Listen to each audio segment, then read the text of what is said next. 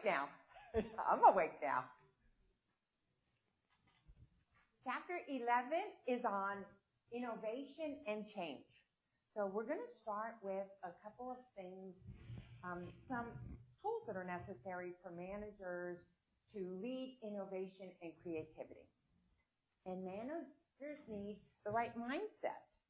They need to be prepared to lead, desire to increase performance, effectiveness, efficiency. They have to have the right skill set, and some of this comes with experience, knowing what to do and when to do it, and the right tool set, and understanding of the tools the change involves. Now, there's 7 approaches that managers and leaders can use to foster a climate of change. And the first one is create a climate that embraces innovation.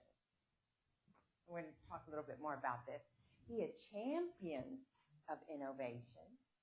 Communicate challenging strategic issues clearly and transparently. We talked a lot about transparent communication when we were on Chapter 7. Form highly diverse teams. We spoke a lot about the advantages of diverse teams when we were looking at teamwork. Support people and provide access to resources and different needs. Design and build systems that nurture organizational development, organizational innovation, and renewal, and provide incentives and reward. Now, when I spoke about managers and leaders having the right mindset, the right skill set, and the right tool set, one of the challenges for managers and leaders is to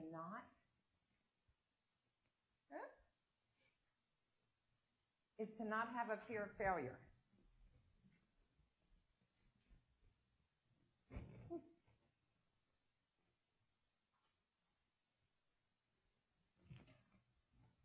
A lot of times, managers and leaders are kind of cautious or a little bit fearful of innovation and change because they fear failure.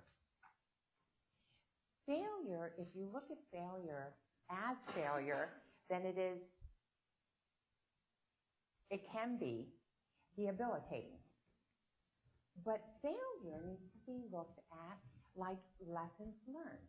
What did you learn? How can you improve? What can you do better next time? Okay? When a team loses a game, they're sad, but they still review the play, right? To see what they could have done better. Okay? That's the way to look at failure. Failure needs to be looked at lessons learned. If you punish your employees for failing, then they're going to be afraid to step out. Okay? So there's a really good article about the founder of Spanx. And she said that one of the lessons that she learned, I don't know if she's a millionaire or a billionaire by now, but entrepreneur, she said that one of the greatest lessons, they did an interview with her. And she says one of the greatest lessons she learned in life was from her dad. And when she came home when she was young, her dad would ask her at the dinner table, "What did you fail at today?" And that would be his question all the time. What did you fail at? What did you fail at? And she became accustomed of not looking at failure as something terrible and destructive and debilitating, but just something to talk about and to learn from. And she says that she credits that with her success as being an entrepreneur and her success in business. Oh.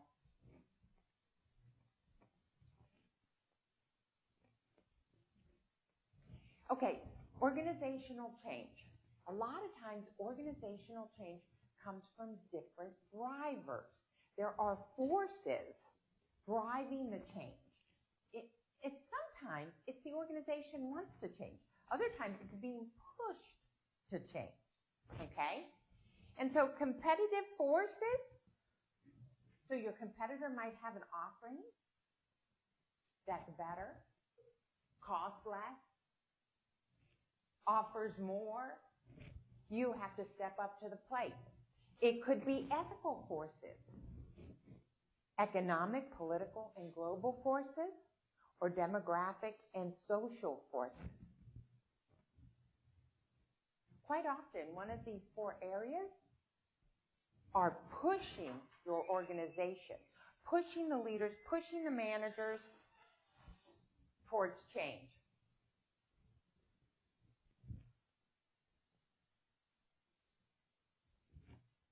Okay, resistance to change.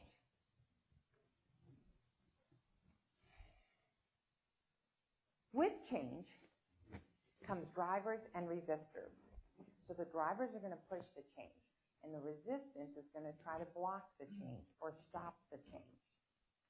Oftentimes, what's unexpected is the people that are most successful in the current situation will be the ones that block the change and stop the change or resist the change. And that sounds a little illogical until you think about it. But if you look at a manager or a employee that's successful in the current situation, they're unsure if they will be successful in the present situation. So a lot of times the people that are most successful are the ones that are most resistant because they're not sure of their place in the new state. Okay? Once you think about it, it's actually logical. Resistance to change comes from self-interest, misunderstanding, distrust, and sometimes just a general intolerance of change.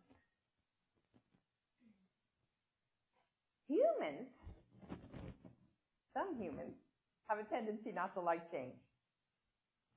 And the older an employee gets, the more long-term, and some of you are laughing because you know some of these people. The more an employee's at their job, the older an employee becomes, the more resistant to change they may be. Change is hard for people.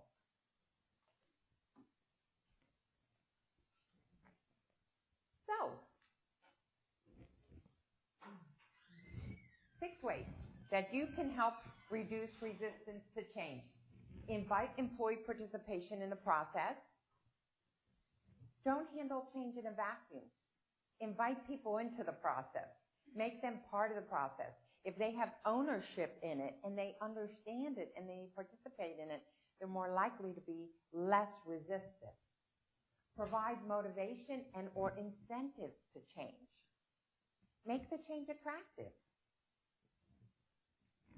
Communicate. Communicate. Okay? We're looking at new products because our competitor has come out with this offering. Help people understand why the change is necessary. Provide a feedback loop. Have people come back in, let you know why it's working, what's not working, what the concerns are, what the fears are, so that you can address them. Avoid surprises. People do not like surprises. Avoid surprises. And all of these things will help reduce the fear of change. Sorry that my remote isn't working. Okay, so we're going to talk about Lewin. Kurt Lewin did a lot of work on change. And he's actually one of the most discussed theorists when it comes to change. Kurt Lewin said there are 3 stages to change. Okay? You have to unfreeze, then implement the change, then refreeze. Think of an ice cube. If you're going to change the state of the ice cube, you unfreeze it, you implement the change, you pour the water into a new mold, maybe one that looks like a lemon and not like a cube, and then you refreeze. Okay? So unfreezing is create a need for change. This goes back to signal the need for the change. Communicate the need for the change. Explain why the change needs to happen. If we increase productivity by using these new methodologies. We will eliminate the need to lay people off. Now, if you tell me that, am I ready for change? Yeah, I don't want anybody I work with to get laid off, right? Or if you say we're losing sales because our competitor came out with this new innovative product, let's get our research and design team matching their offerings. Am I ready for that? Because we're going to lose sales. So, phase one, unfreeze. Establish a good relationship, communicate, signal the change. A lot of times companies aren't as good in phase 1 and 3 as they are in 2. In 2, this is where you actually implement the change. Whatever the new procedures are, the new policies are, you bring in the new technology, you design the new tasks. This is where we really shine. We can make processes, we can make maps, checklists. This is where we shine. 3 is refreezing, solidifying the change. And here is where you have to ensure that the change becomes the new norm. Do you guys know what a slinky is? Yeah. So what happens? Well, thank you. I'm so glad somebody knows a slinky. So what happens if you let a slinky go? Does it revert right back to its shape? Yes. That's what people have a tendency to do with change. It reverts right back unless you refreeze it. So you have to solidify the change by providing incentives, making it the new norm, putting it in people's evaluation, getting rid of the old technology. If you're responsible for introducing new technology to your staff, and you say, well, we're going to introduce the new technology, but we're going to leave the old technology so you can transition over at your own pace. What do you think is going to happen? Yeah, absolutely. They're going to stay with the old one because they know it, right? So you have to refreeze the new state.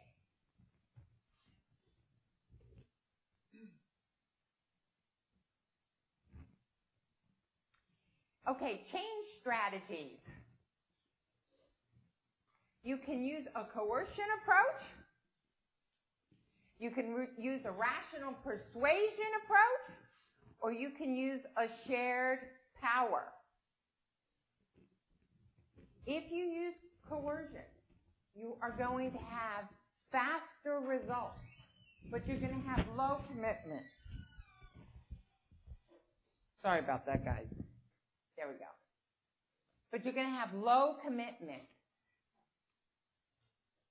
because I haven't bought in. You're forcing me. You're coercing me. So I'll do it, but I may not believe in it. If you have a shared power style, it's going to take more time. It's going to be a little bit slower because you have to include people. You have to be more participative. You have to communicate more. But I'm going to be more committed. You're going to have a long-term commitment from me.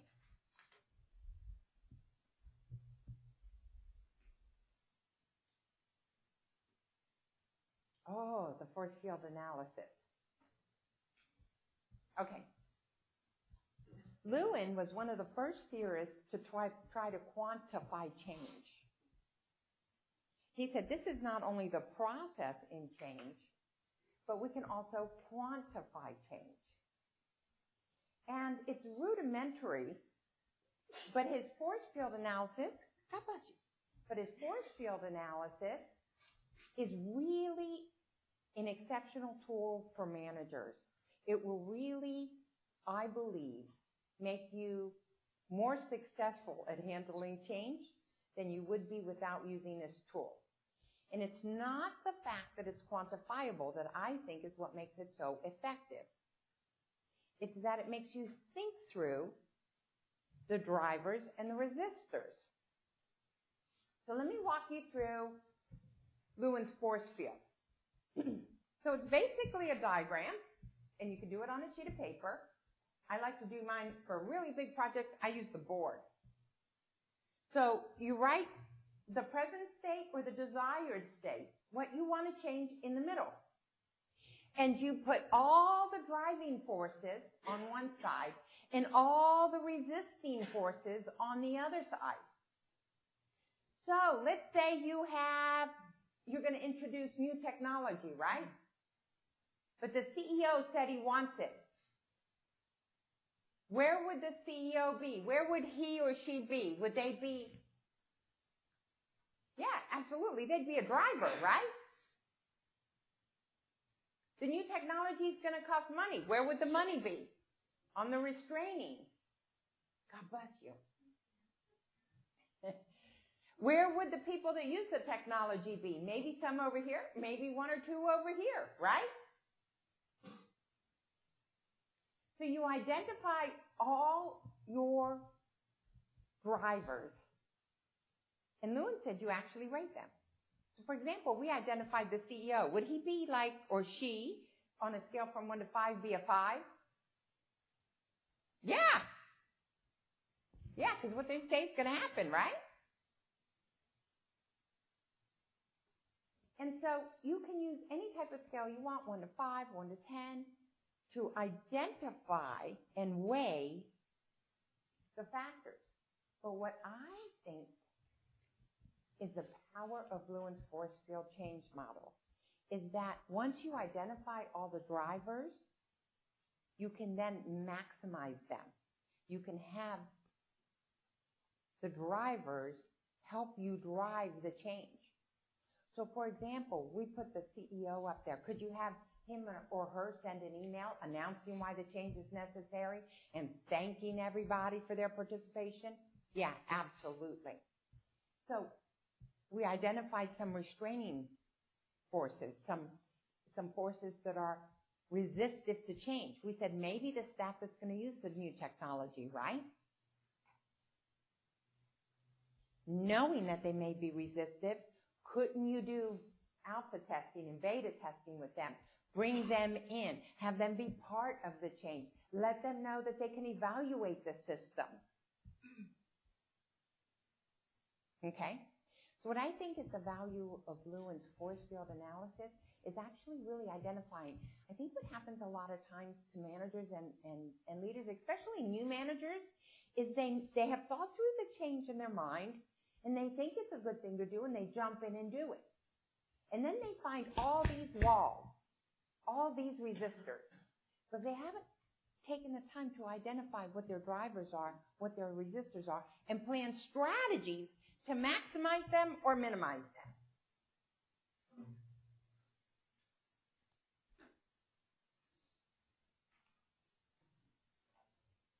Okay, thank you.